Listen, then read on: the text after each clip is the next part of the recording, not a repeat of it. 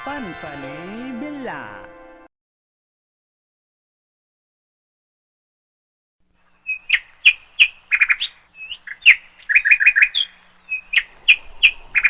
एक समय की बात है।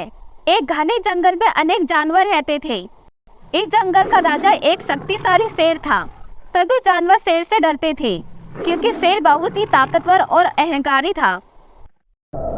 शेर को अपनी ताकत पर बहुत अहंकार था। वह हमेशा जंगल के बाकी जानवरों को तुच्छ समझता था और उन्हें डराता था। कोई भी जानवर शेर के सामने नहीं बोल पाता था। एक दिन शेर ने ऐलान किया, मैं जंगल का सबसे ताकतवर जानवर हूँ। इस जंगल में कोई भी मुझसे मुकाबला नहीं कर सकता। मैंने सभी ताकतवर जानवरों का लहू पिया है, कितने भी ताकतवर जानवर हो, पर जब मैं उनके सामने आता हूँ तो मेरे सामने वो सभी जानवर सिर झुकाते हैं अपना। तुम सभी जानवर कान खोल कर सुन लो।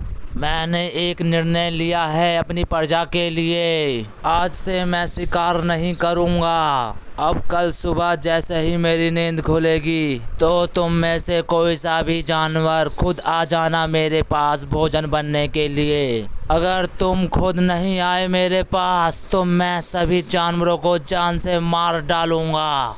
अगर इस जंगल में खुशी खुशी रहना है तो मेरे बनाए हुए नियम से चलना होगा तुम सबको। चलो जाओ अब तुम सब अपने अपने घर। कल सुबह होते ही तुम में से एक आ जाना अपनी बलि देने। एक बात और, मेरे खिलाफ साजिश रचने की कोशिश मत करना वरना मैं शमशान घाट बना दूंगा पूरे जंगल को। जाओ अब यहाँ से तुम सब। हा हा हा हा हा हा हा हा हा।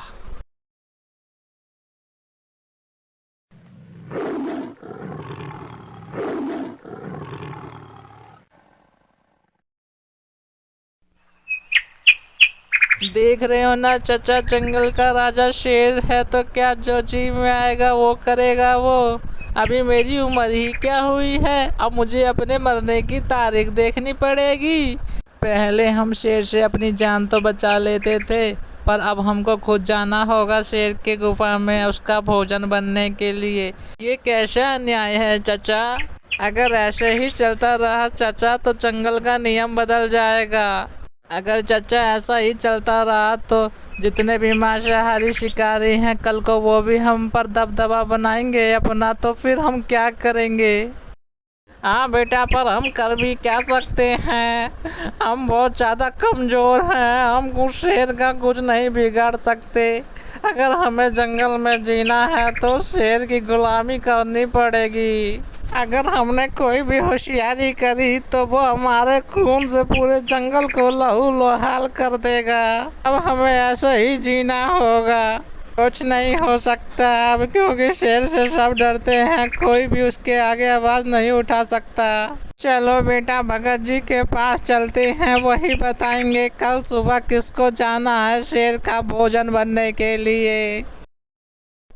बकरी और भेड़ आपस में सलाह करके भगत के पास निकल जाते हैं।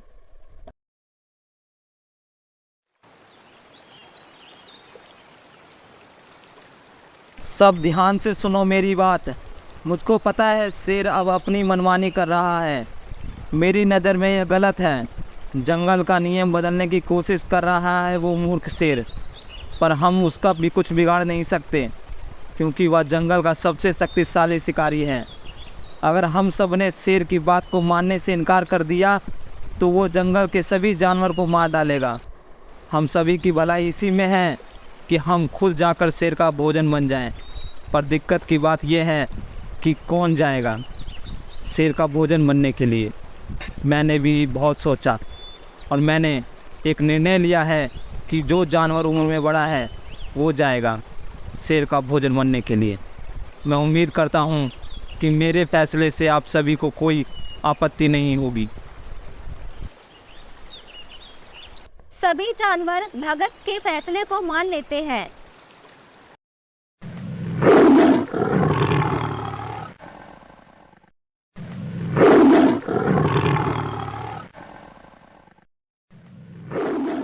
अब मुझको रोज रोज सुबह सुबह शिकार पर जाने की ज़रूरत नहीं पड़ेगी। शिकार अब खुद आएगा चलकर मेरे पास मेरा भोजन बनने के लिए। हा हा हा हा हा हा हा हा हा हा हा। अब बस सुबह होने का इंतज़ार करना है मुझको। अब आराम कर लेता हूँ मैं भी। अब कल से जंगल में मेरे नियम कानून चलेंगे। हा हा हा हा हा हा हा हा हा हा।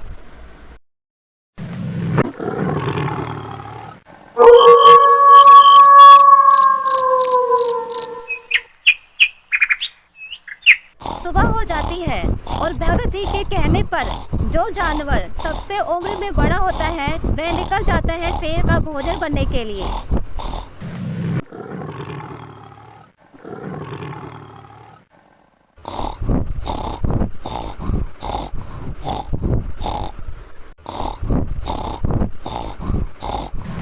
कुछ ही देर में बूढ़ा पिग शेर की गुफा में पहुंच जाता है। शेर अपनी गुफा में मस्त मौला सो रहा होता है। तभी शेर की नींद खुल जाती है। शेर के सामने एक पिग को देखकर शेर खुश हो जाता है और शेर उस बूढ़े पिग को जान से मार डालता है।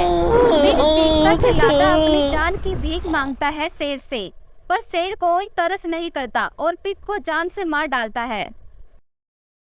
मजा नहीं आ रहा इस बूढ़े जानवर को खाकर, ऐसे तो मैं बीमार पड़ जाऊंगा। मेरे बनाए हुए नियम का पालन तो हो रहा है, लेकिन मुझे खाने में एक बूढ़े जानवर का मांस मिलेगा तो ऐसे तो मैं बीमार पड़ जाऊंगा। और अगर मैं कमजोर हो गया तो कोई भी जानवर मुझसे डरेगा नहीं। कुछ तो उपाय निकालना होगा इसका भी। एक काम करता हूँ, सुबह सुबह मुझे जो भी जानवर का मांस मिलेगा मैं चुपचाप उसे खा लूँगा।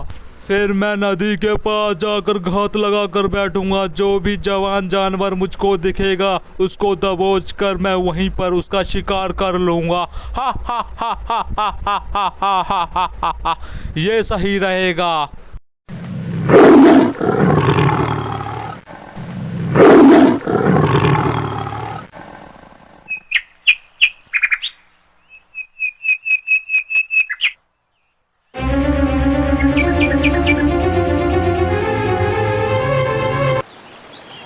भागो रे बिटवा, देखो शेर आ रहा है, हमने कभी मार डाली, भागो। जंगल में एक बड़ा और बुद्धिमान हाथी भी रहता था। हाथी शांति से रहता था और सभी जानवरों के साथ मित्रता से पेश आता था।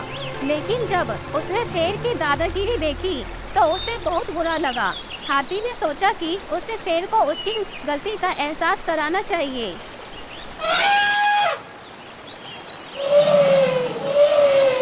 शेर राजा रुक जा वहीं, बहुत हुआ थारा अत्याचार, अब हमसे ना होगा बर्दाश्त। बहुत जुल्म उठाया से तूने रहने वाले इस जंगल के जानवरों पर, बहुत हुआ अब तेरा ये अत्याचार, अब हमसे ना होगा बर्दाश्त।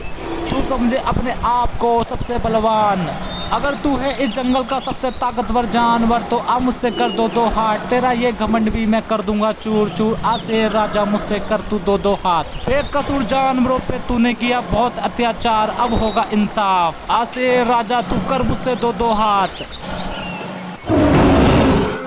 शेर ने हाथी की चुनौती स्वीकार कर ली और दोनों ने मुकाबला शुरू कर दिया। शेर ने अपनी पूरी ताकत लगाई, लेकिन हाथी की ताकत के सामने वह टिक नहीं पाया। हाथी ने शेर को आसानी से हरा दिया।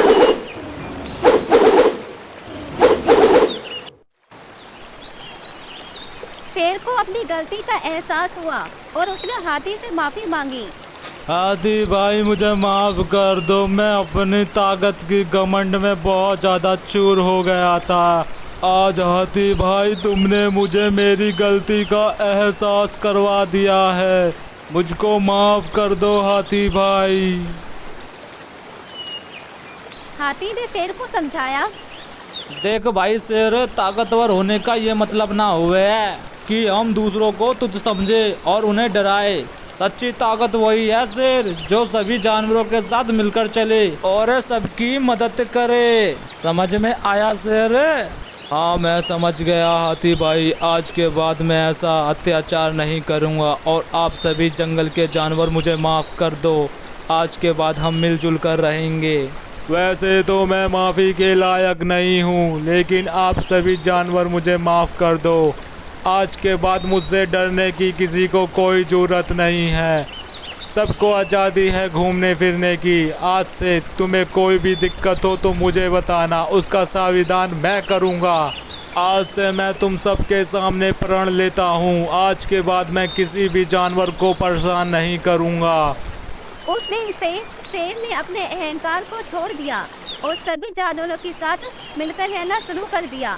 जंगल में शांति का माहौल बन गया। इस घटना ने जंगल के जानवरों को एक महत्वपूर्ण सबक सिखाया कि सच्ची ताकत वह है जो दूसरों की मदद और साथ में चलने में होती है। इस कहानी से हमें ये सीख मिलती है कि अहंकार हमेशा विनाश की ओर ले जाता है, जबकि मित्रता और सहयोग से हम सब मिलकर सुखी रह सकते हैं।